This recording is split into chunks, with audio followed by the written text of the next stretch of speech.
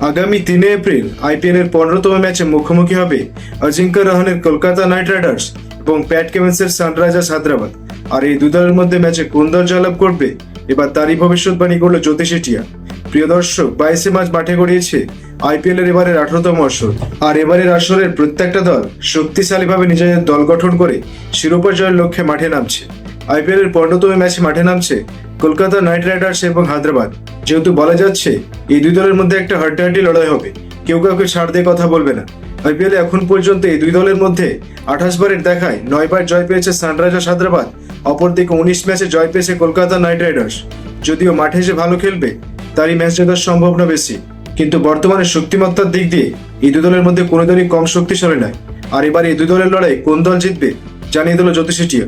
প্রিয় দর্শক, জেনে রাখা ভালো, এই জ্যোতিষ সেটিয়া এর আগের আসরে যতগুলো ম্যাচ ভবিষ্যৎবাণী করেছে তার প্রায় সবকটি সঠিক হয়েছে।